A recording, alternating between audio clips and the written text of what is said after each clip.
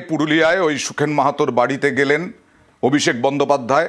মৃতদেহ এলো বাড়িতে, সেখানে শ্রদ্ধা জানালেন, পরিবারের পাশে থাকার বার্তা দিলেন। কথা বলবো প্রতিনিধি ইন্দ্রজিতের সঙ্গে। ইন্দ্রজিৎ, পরিবারের সঙ্গে কথা। অভিষেক বন্দ্যোপাধ্যায়ের কান্নায় ভেঙে পড়লেন তার পরিবারের সদস্যরা। আজকে দুপুরেই অভিষেক বন্দ্যোপাধ্যায় যান এই নিহত পরিযায়ীর বাড়িতে, তাদের পরিবারের সঙ্গে কথা বলেন। ছেলেকে খুনের অভিযোগ করছেন পরিবারের সদস্যরা। তৃণমূল বলছে বাঙালি পরিযায়ী, বাংলা বলাতেই বাংলাদেশি তকমা দিয়ে খুন। বিজেপি ব্যক্তিগত আক্রোশে খুন বলছে। এই নিয়ে রাজনৈতিক তরজা তুঙ্গে।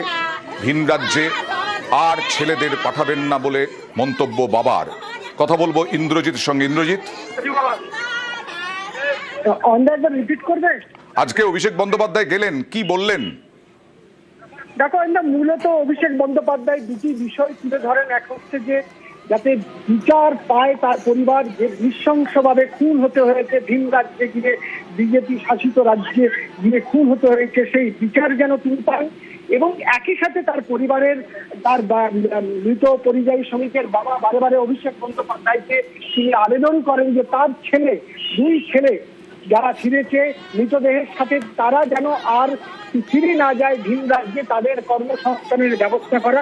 ফলে স্বাভাবিকভাবে অভিষেক বন্দ্যোপাধ্যায় আশ্বাস দিয়েছেন এবং তিনি বলেছেন যে মুখ্যমন্ত্রীর সাথে তিনি কথা বলবেন এই বিষয়ে, এবং তারা যাতে ফিরে না যায়, এই রাজ্যেই কোথাও কর্মসংস্থানের ব্যবস্থা হয়, সেই উদ্যোগ তিনি নেবেন। একই সাথে তিনি বিভিন্ন রাজনৈতিক দলের উদ্দেশ্যে তিনি বলেছেন যে যেভাবে এই হত্যা করা হয়েছে তাতে সব দল নির্বিশেষে যেন সবাই এগিয়ে আসে, এই পরিবারের পাশে দাঁড়ায়।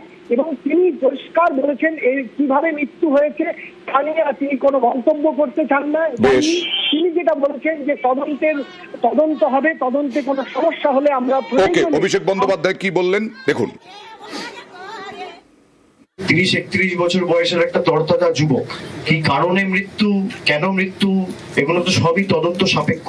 গত 6 মাস 8 মাসে একাধিক ঘটনা, বিশেষ করে বিজেপি শাসিত যে রাজ্যগুলো রয়েছে, মহারাষ্ট্রে আমরা যেমন দেখেছি, হরিয়ানাতে দেখেছি, কিছুদিন আগেও রঘুনাথপুরের প্রায় 7 জন যুবক, 8 জন যুবক, ছত্তিশগড়ে তাদের হেনস্থা করা হয়েছে। রাজ্যের প্রশাসনের দায়িত্বে যারা রয়েছেন, জেলা প্রশাসনের দায়িত্বে যারা রয়েছেন, সেই এলাকার পুলিশ প্রধান বা দায়িত্বে যারা রয়েছে, সেই প্রশাসনের কাউন্টার পার্টের সাথে কথা বলবেন। কিন্তু ব্যবস্থা নিলেই তো হলো না।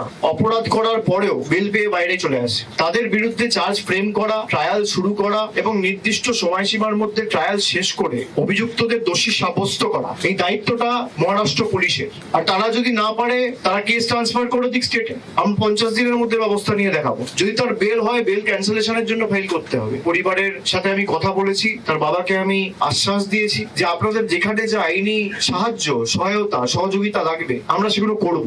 আমরা এই নিয়ে যতদূর যাওয়ার যাব।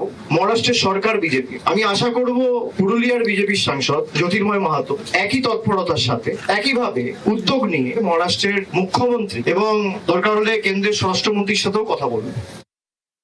কঠোর শাস্তির দাবি জানালেন সুখেন মাহাতোর বাবা।